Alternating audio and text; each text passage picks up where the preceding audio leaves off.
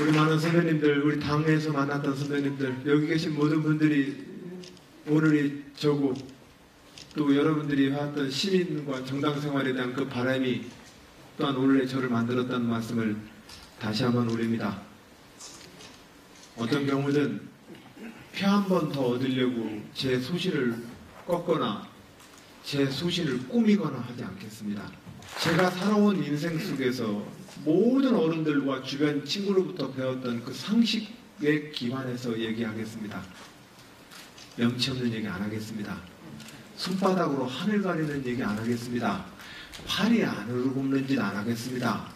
이 세 개만 지켜도 사실상은 성인입니다. 사실 오늘의 정치는 고상한 정책과 노선이 아닌 것 같습니다. 이 세 개만 지켜도 정치는 혁신됩니다. 저는 오늘의 현실에 동의할 수 없는 것입니다. 여당일 때는 자기가 기껏 주장했다가 야당 되면 죽으라고 반대를 합니다. 이 경우 없는 짓은 자유한국당과 새누리당과 보수당이 너무 심하게 많이 했습니다. 저는 우리 민주당과 진보진영이 뭐 그렇게 똑같은 잘못을 했다고 해가지고 지금 우리가 변하자고 얘기하는 거 아닙니다. 우리가 안 바뀌면 대한민국을 구할 사람이 없기 때문에 우리가 지금 바뀌자고 얘기하는 겁니다. 새누리당, 자유한국당 그놈들이 어쩌는데 그걸 가지고는 국민들을 구할 길이 없으니까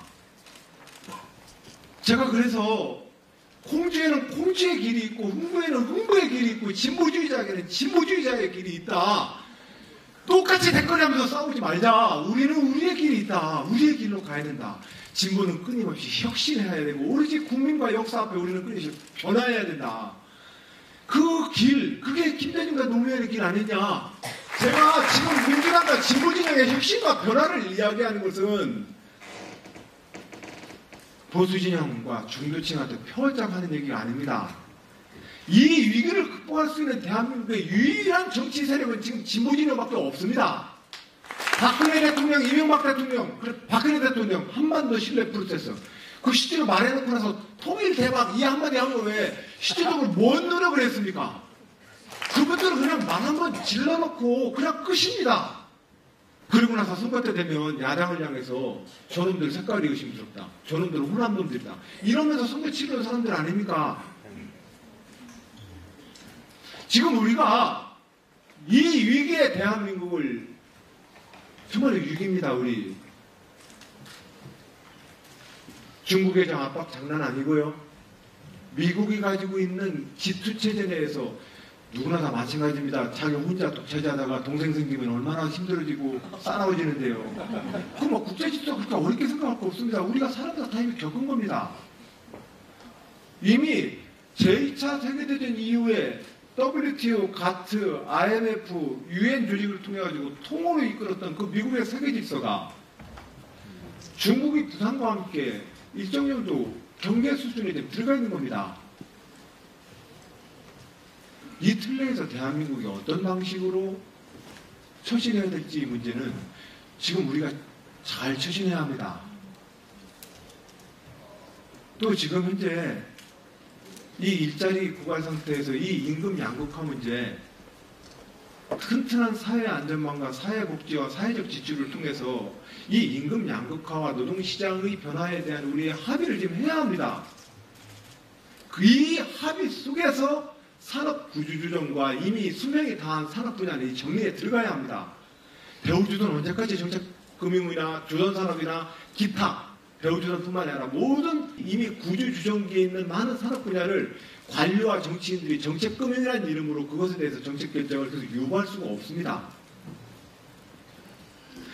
이 과정은 굉장히 많은 사람들의 토론과 합의가 필요하고 대책이 필요합니다. 우리 아이들의 미래입니다. 저 대통령에 대한 제 개인적 욕심과 야망 때문에 이러는 거 아닙니다. 직업, 윤리로서 이 정치가 지금 감당해야 될 현실의 과제 속에서 저는 이 국가의 위기를 민주당과 진보진영이 국민들의 좀 더 넓은 지지와 그리고 새로운 대한민국의 미래 비전을 놓고 대한민국을 이끌어 보겠다라고 국민들께 한번 호소하자. 그게 저 안희정의 길입니다. 최선을 다해서 국민 여러분께 말씀을 올리도록 하겠습니다. 제가 가지고 있는 소신, 우리가 지금 처해 있는 위기, 이 위기를 극복하기 위해서 민주주의와 의회 정치가 어떻게 작동해야 되는지, 우리는 이 민주주의 의회 정치를 통해서 어떤 내용에 대해서 대화를 해야 되고, 우리는 타협을 해야 되고 합의를 해야 되는지 제 소신 말씀을 계속 드리겠습니다. 바로 그것은 김대중과 노무현이 못 다 이뤘던 그 역사를 이어걷는 길입니다. 김대중과 노무현 민주정부 10년, 진보진영은 그 민주정부 10년을 좌측 깜빡이 켜고 우회전형 신자유주의에 물든 정부라고 비난했습니다. 그 비난은 여전히, 그 갈등과 쟁점은 여전히 살아있습니다.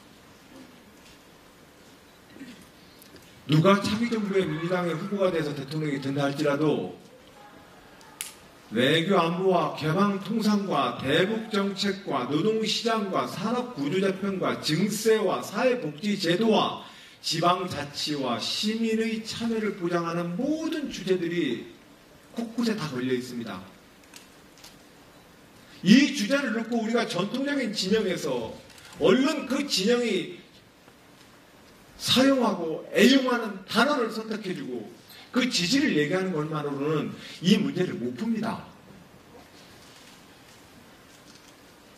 저는 김대중 노무현 정부의 이 10년 중에서 우리가 진보진영이 숙제로 안았던 문제에 대해서 지금 정직하게 다시 말씀을 올리는 겁니다. 그리고 이러한 주제를 통해서 경선 과정에서 어떤 분은 얘기합니다. 아이고 그래도 어디 얘기는 알겠는데 우선 경선은 통과해야 되는 거 아니냐. 그러나 저는 민주당의 문재인 후보를 포함해서 모든 후보들께 제안합니다. 이 문제에 대해서 우리는 솔직하게 토론해야 합니다. FTA와 개방 통상 전략에 대해서 진보진영은 어떤 태도를 가질지 지금 토론해야 합니다.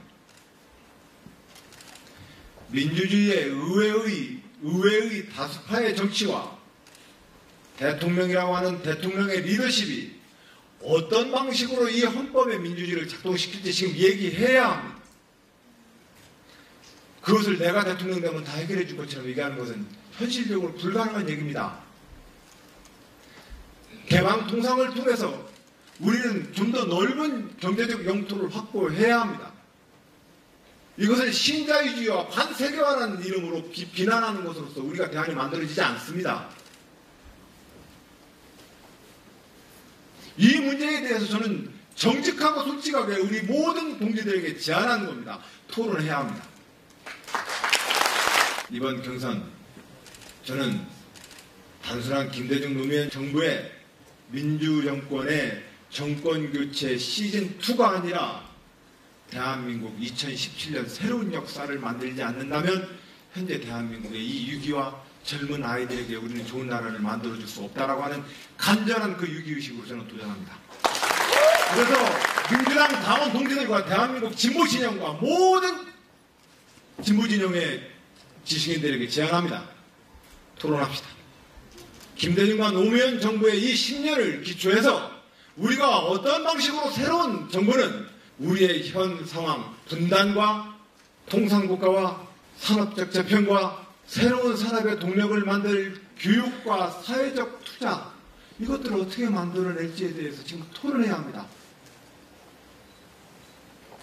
이 토론을 박근혜 최순실의 국정농단에 대한 미움만으로 이 토론을 대신하면 안 됩니다. 저는 박근혜 최순실 국정농단에 대해서 가장 확실하게 그 적폐를 청산할 것입니다. 그 길은 우리 민주주의 헌법이 그 헌법 정신과 민주주의의 기치를 똑바로 세우는 것만으로도 그런 국정농단 세력은 이 땅에 발을 붙일 수가 없습니다. 하여 저의 이러한 제안이 정치적 중도주의나 정치적으로 덮어두고 묻어두자라고 하는 그러한 우려와 오해를 하고 있는 동지들이 있다면 오늘 이 자리로부터 그 오해는 풀어주시길 바랍니다.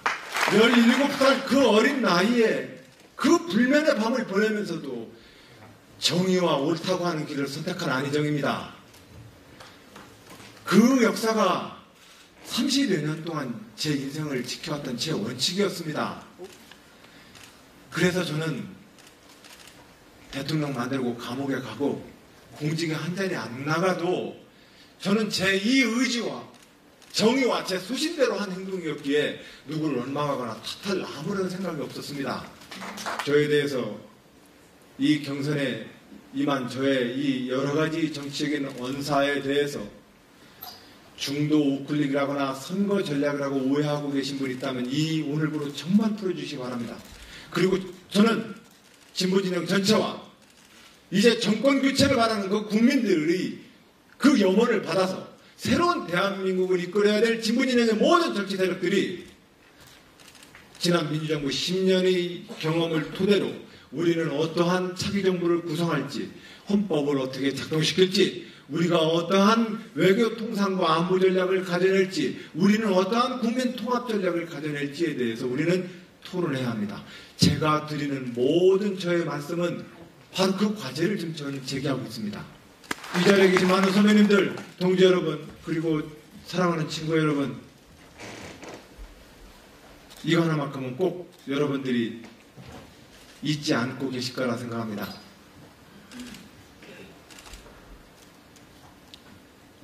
저 그대로 여기 있습니다.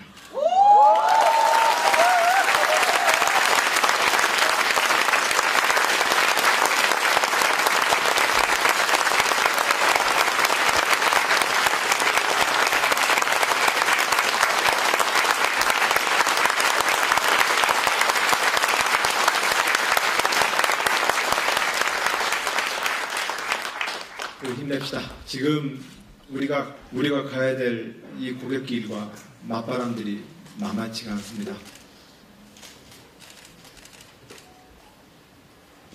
저는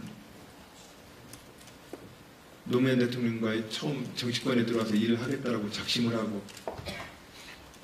2004년 감옥에 갈 때까지 그런 마음으로 일했습니다.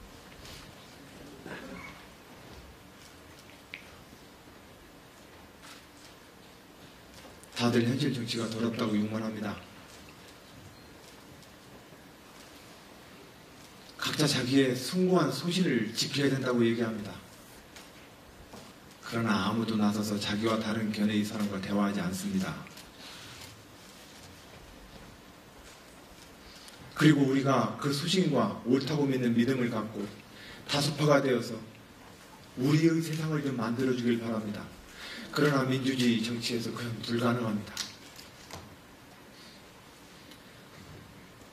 저도 그래서 정치하기 싫었습니다.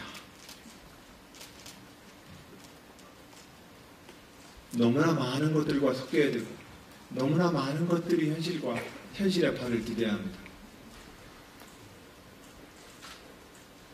그러나 직업 정치인으로서 제가 견뎌야 될 몫이라는 사실을 저는 인정합니다. 우리 부모님이 부모님으로서 견뎌서 그 몫만큼 우리를 키워주셨듯이 아침 이른 새벽이면 저 거리를 깨끗이 쓰는 우리 거리 청소 미화원들의 그 직업 윤리가 있듯이 우리 모두 각자의 직업에 대한 자기 직업 윤리와 책임의식을 가지고 살아가야 한다고 저는 믿습니다.